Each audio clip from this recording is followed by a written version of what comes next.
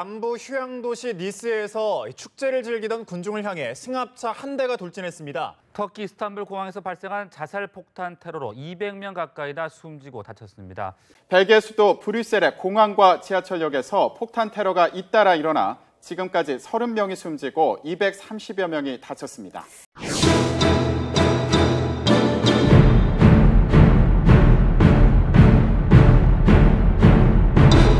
International policy at road border of dealing with the migrant influx. What I saw, Bill, is not a migrant crisis. This is an invasion. Are there economic migrants in Syria? Probably. But what I saw backs up the stats. More challenging, given that they're expecting upwards of 3 million individuals seek refuge. The other major story tonight: the global aftershocks after that vote. In so many ways, could happen without ending the day down 600 points. Tonight, as the reality sets in. Anyone could come, and now you're trying to put yourself back in and realizing.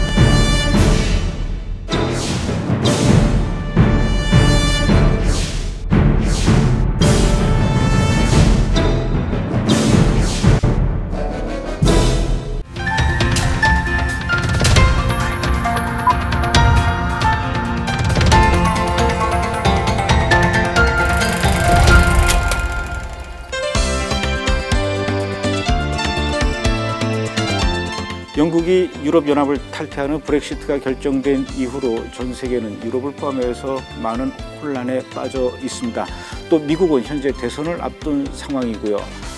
오바마 대통령의 연장선 사항인 힐러리 클린턴이냐 아니면은 도널드 트럼프냐 이런 고민에 빠져 있습니다. 이 문제는 미국뿐만 아니라 우리 한국인에게도 굉장히 민감한 문제가 아닐 수 없습니다. 그렇다면 미국은 그리고 또 세계는 앞으로 어떻게 진행되어질 것인지 궁금하지 않을 수 없습니다.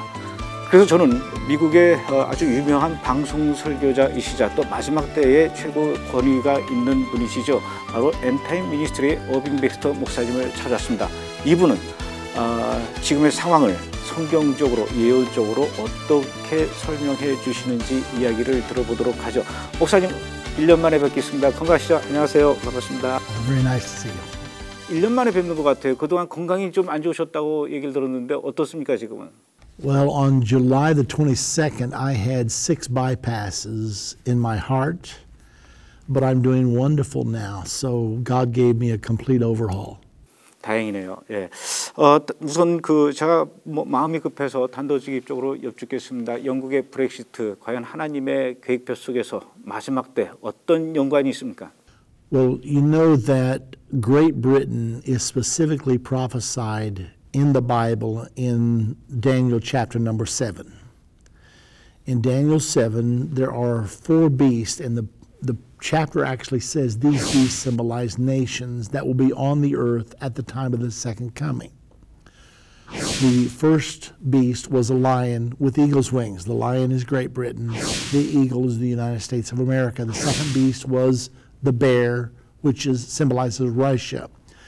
Then the third beast is leopard, symbolizing Germany. The fourth beast is a 10-horned beast, which will come out of Europe. Now the big question is, what's ultimately going to happen to Great Britain in the end time? When we move from the Old Testament to the New Testament to Revelation chapter 13, the exact same symbols are used again. This time, they're used in a different way. Instead of being 4 separate beasts, there's one beast. It's a combo beast, having the body of the leopard, the feet of the bear, the mouth of the lion, and the 10 horns of the 10-horned kingdom. What this depicts is the one world government of the end time, the one world government of the Antichrist. Many people ask me before the vote, the Brexit vote, what's going to happen if Great Britain leaves the European Union? My reply was, it doesn't matter, because the Bible already prophesies that Great Britain is going to be an integral part of the world government of the end time. So whether they stay in the EU or whether they leave the EU makes no difference. Great Britain is still going to play a central role in the end-time world government of the Antichrist, because Revelation 13, verse 1 through 2, clearly depicts the makeup of the end-time one world government of the Antichrist. So as far as Great Britain's role in the end-time world government, no difference. However, there could be another meaning to this. Since the Bible prophesies that a 10-nation union will come out of the European Union, and that will be the power base of the Antichrist, could this be a shakeup of the European Union? The European Union presently has 28 members, so where's the 10 going to come from? Something has to happen to produce this entity of 10. Could it be, since Great Britain has withdrawn, now then many other nations are considering withdrawing as well? For many years, there has been talk that some of the nations of the European Union want to move faster toward total unification. Others can't move so fast. So there's been talk of a two-tiered EU. With this particular event, with Britain pulling out now, there is talk between Germany and France that they're going to move toward total unification, just like the United States of America. I was surprised when this happened for them to make their big move so soon. They have wanted total unification since the beginning. Winston Churchill in 1945 made a speech calling for the United States of Europe. And he said the only way for Europe to play a meaningful role in world affairs was for all of the nations to drop their identity and come together. This has been the goal since the very beginning. However, now then, France and Germany are openly saying it's time for us to come together, and if you don't want to do it, then drop out. So we know for certain that the 10-nation union is going to emerge. The only question is, who will be involved? But let's go back to the combo beast of Revelation 13. You have the body of the leopard, Germany. Germany is the heart of the European Union. You have the feet of the bear, Russia. Russia is not even in the European Union yet. You have the mouth of the lion, Great Britain. Then you have the 10 horns, which is that 10-nation union out of which the Antichrist will come. So our conclusion then is that Great Britain is definitely going to be involved, but we yet have to see this 10-nation union that has not yet appeared on the world scene, and then that's where the Antichrist will come from. 영국이 이 국민투표를 통해서 유럽연합 탈퇴를 결정을 했습니다. 그 이후로 영국뿐만 아니라 또 유럽연합의 다른 소속 국가 몇 개의 국가들이 유럽연합을 탈퇴하는 그런 움직임들을 보이고 있습니다. 이렇게 되면 이제 유럽연합의 그 이 위상이 많이 흔들리게 될 것 같은데, 사실 그동안 많은 목사님들이나 또 신학자들이 마지막 때에 유럽의 여러 나라들이 하나로 뭉칠 것이다. 이제 이것을 유럽연합으로 보고 또 그 유럽연합에서 강력한 정치 지도자가 나오게 될 것인데, 그가 바로 성경에서 이야기하는 적그리스도다, 이렇게 얘기를 했었습니다. 그런데 지금 상황에서 이렇게 유럽연합의 위상이 흔들릴 때 과연 이곳에서 어떤 강력한 정치 지도자가 나올까, 이런 생각이 드는데, 그렇다면 그동안 그 신학자들이나 목사님들이 얘기했던 유럽연합에서의 적그리스도 등장, 이 예언과 이 추측이 틀리게 되는 겁니까? The prophecies are not wrong. The Bible is crystal clear in Revelation chapter 13, 1 through 2.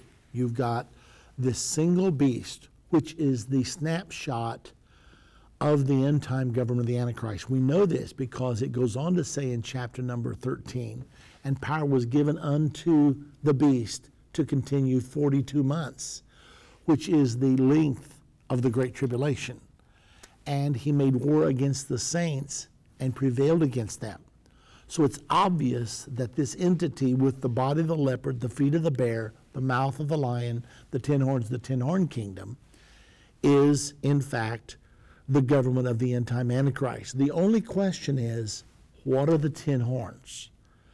Many people are teaching today that the Antichrist will come out of the Islamic world. However, that cannot be true. And here's how we know for certain. In Daniel chapter 2, we have another prophecy.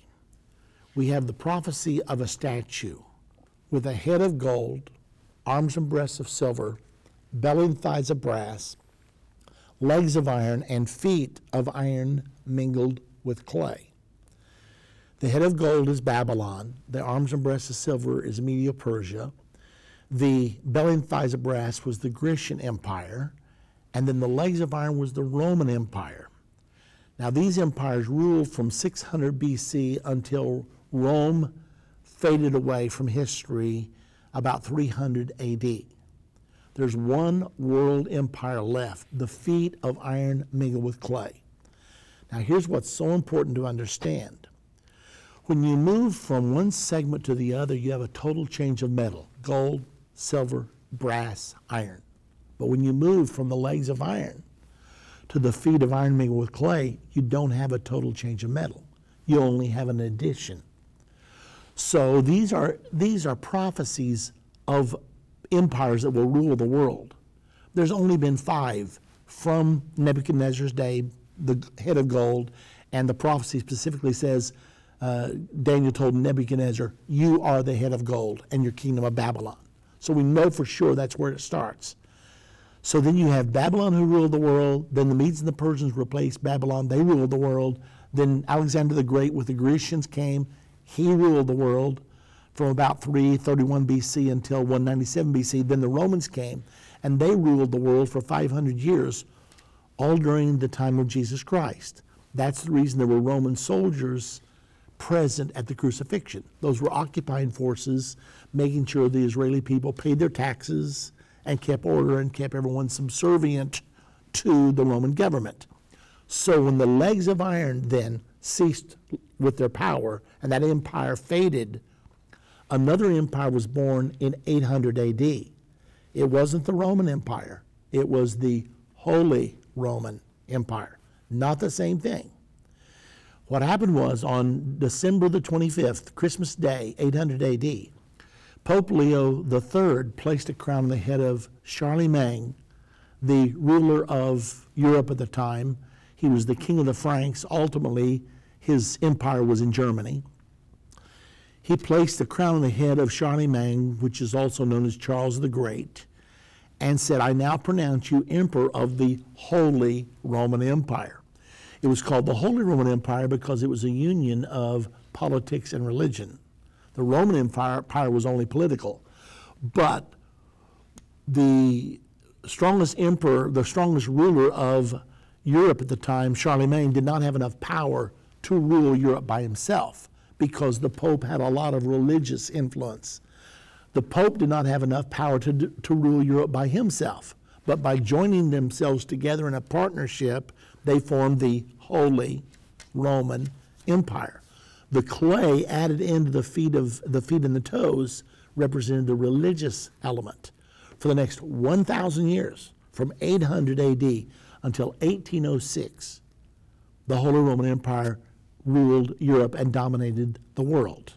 When Napoleon defeated Francis II, the last emperor of the Holy Roman Empire, in 1806, then the Holy Roman Empire was declared dead, over. However, we got a problem because in the prophecy of the statue, you've got the stone rolling down, smiting the image on the feet. And the Bible says in verse 44 of chapter 2, in the days of these kings shall the God of heaven set up a kingdom. So this empire is to extend all the way to the second coming of Jesus when he will establish his kingdom. And the stone represents Jesus Christ and his kingdom smiting the image. When the stone smote the image in the dream, the whole statue, the whole structure of human government came down and it disintegrated and was blown away like the chaff of the summer threshing floor. And then the stone grew and grew until it became a great mountain and filled the entire earth. It's the picture of the transition from human government to the establishment of the kingdom of God upon the earth. But the critical thing is, the very last part of the statue was 10 toes. Those 10 toes represent the last 10 kings. Verse 44 says, and in the days of these kings shall the God of heaven set up a kingdom. Well, in Daniel 7, the last beast has 10 horns, and it says there these 10 horns are 10 kings. And in Revelation 17, the last beast has 10 horns, and it says there these 10 kings give their power to the beast, to the Antichrist, for 1 hour, for a short period of time. So several different prophecies tell us the same story, that there will be this 10-nation union. But the critical issue is the toes are made up of iron and clay, which is the Holy Roman Empire, not Islam. But the Holy Roman Empire was ruled from 800 AD until 1806.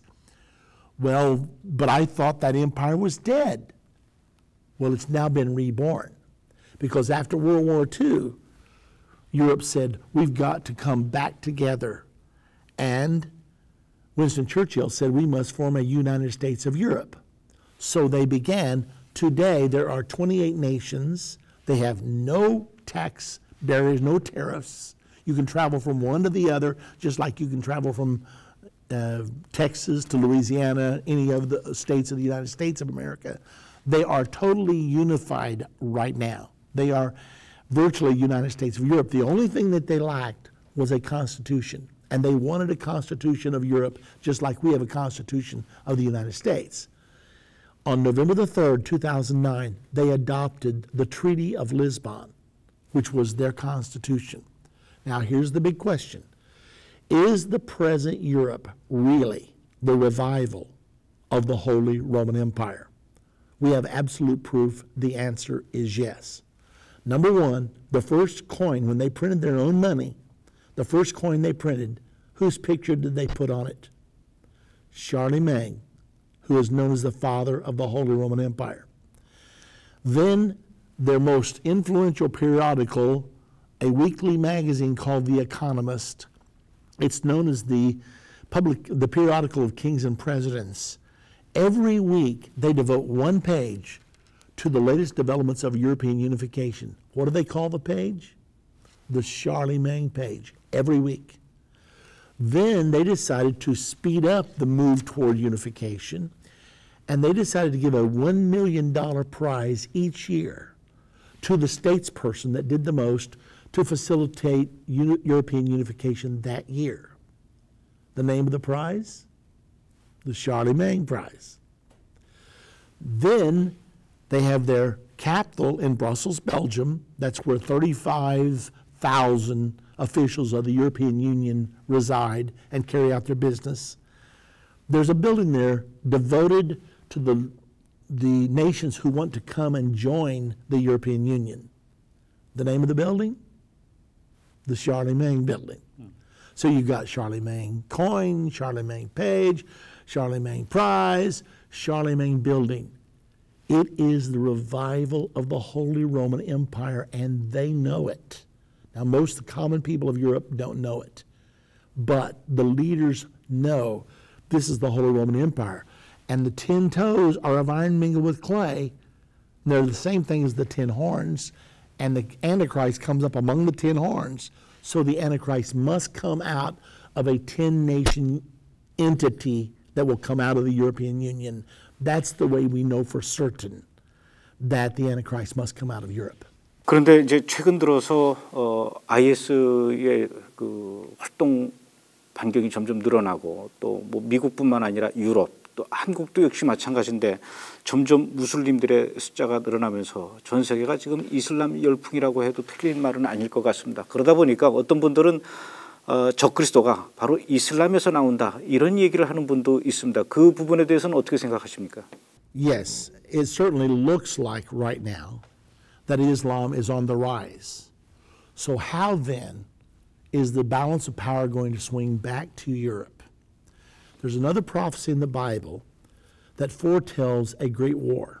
It's in Revelation 9, verse 13 through 21. It happens at the time of the sounding of the sixth trumpet. It states there that a war will emanate from the Euphrates River. It will kill 1/3 of the human race, and that an army of 200 million will participate in this war. That's all stated in verse 13 through 16. So where's the Euphrates River? The Euphrates starts in Turkey, flows down through Syria, down through Iraq, and the last 60 miles is the border between Iraq and Iran. It empties into the Persian Gulf. The Euphrates River is a 100% Islamic river. Turkey is 98% Islam, Syria 92%, Iraq 97%, Iran almost 100% Islamic. So since this war comes from the Euphrates River, we know Islam is going to be involved. There's a big battle on right now. The goal is one world government. The Western powers want one world government through their process called globalization. Islam wants its one world government by spreading people and by exporting their people into Europe and even into America, hoping to rise up from inside of these and take over these countries. And their prophecies tell them they're going to have a world government, and the Mahdi will come and preside over it. However, the prophecies of the Bible disagree. This war that happens that's going to kill 1/3 of mankind, 2.4 billion people, is going to greatly weaken Islam, if not totally obliterate it. The way we know for certain is because when you go to Revelation 17, there's a very clear picture of the kingdom of the Antichrist and its union with the with the Roman Catholic Church. You see the seven-headed, ten-horned beast of Revelation 13. It's the same beast, only now it's got a woman riding on its back. The woman is called a harlot. A woman in Bible prophecy is always used to picture a church. A virgin is the true church. A harlot is a compromised church. So now we have a compromised religion on the back of the powers of Europe, with the body of the leopard, the feet of the bear, the mouth of the lion, the 10 horns of the 10-horn kingdom. What is happening right now in Europe, in fact? Well, first of all, who is the woman? The book of Revelation, chapter 17, gives us 6 specific clues as to the identity of the woman. Verse 18 says, the woman is that great city which reigneth over the kings of the earth. Clue number 1, the woman's a city. Number 2, verse number 1 says that the woman sat on many waters. Verse 15 tells us what the waters are. The waters where the whore sitteth are peoples, multitudes, nations, and tongues. So the woman's a city, but yet she presides over peoples, multitudes, nations, tongues. Obviously a city that's the headquarters for a vast international system. Then verse number 3 tells us that the beast on which the woman sat had 7 heads. It says in verse 9, here is wisdom. The 7 heads on which the woman sits, the 7 heads of the beast are 7 mountains on which the woman sits. Now the woman's a city. So the 7 heads are 7 mountains on which the city sits. There's one city in the world that's famous as the city of 7 hills. If you look up Rome in the encyclopedia or Google it, you'll see Rome, the city of 7 hills. And you'll even see the number of each hill. I've walked over every one of them. So Rome is the city of 7 hills, and Rome, it goes on to say in verse 4 that the woman was arrayed in red and in purple. There are 2 ruling bodies of the Vatican, the College of Cardinals and the College of Bishops and Archbishops. The official policy of the church is cardinals always wear red. Bishops and archbishops always wear purple. Then in verse 5 it says the woman was drunken with the blood of the saints. Depending on which history book you read, Roman Catholicism has been guilty of the murder of 6 million to 68 million Christians throughout the Middle Ages when they were trying to stamp out the Reformation. So every single prophecy of Revelation 17 shows this union. In Daniel 2, it's iron mingled with clay.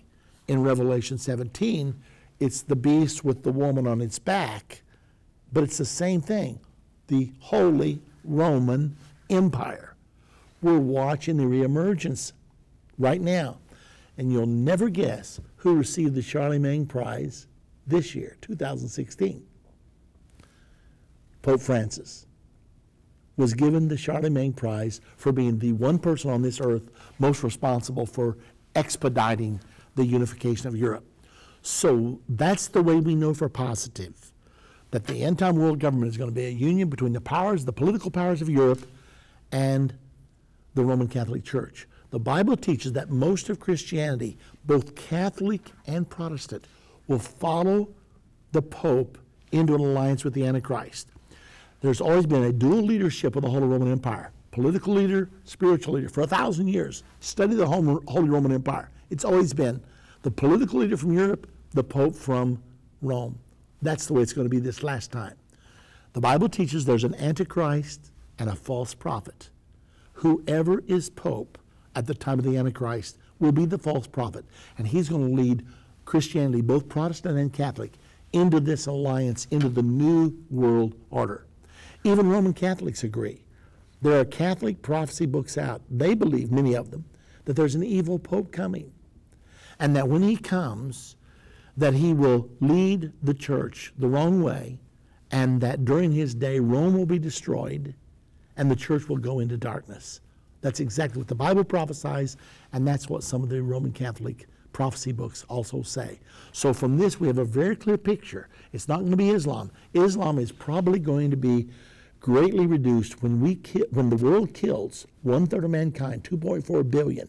Many of those will be Islamic, and their power will be weakened, and then the Western New World Order, basically out of Europe, is going to reassert itself, and for a very short time, we will have the reign of the Antichrist, and it will be ruled over by a political leader and a spiritual leader. 지금 미국은 2016년도 11월에 대통령 선거를 앞두고 있습니다. 오바마 대통령이 당선된 이후 지금까지 미국은 반기독교적인 그런 정치를 많이 펼쳐오면서 많은 사람들의 좀 걱정을 사는 그런 시간들이었는데 힐러리 클린턴 역시 오바마 정권과 똑같은 그런 정책을 펼쳐나가지 않을까 이런 생각을 하고 있는데 그런 측면에서 봤을 때 우리 크리스천들 입장에서는 좀 많은 걱정이 있습니다. Well, I think there's no doubt that Hillary Clinton and President Obama are determined to lead us into the New World Order. They're moving us toward one world government. During the Obama administration, the national debt has doubled in 7 short years. We've gone from like 9 trillion in debt to 18 trillion in debt.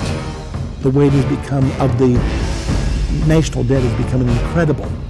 Trump says that all has to be reversed. Obama is setting us up to force us into a one world economic system and a one world governmental system.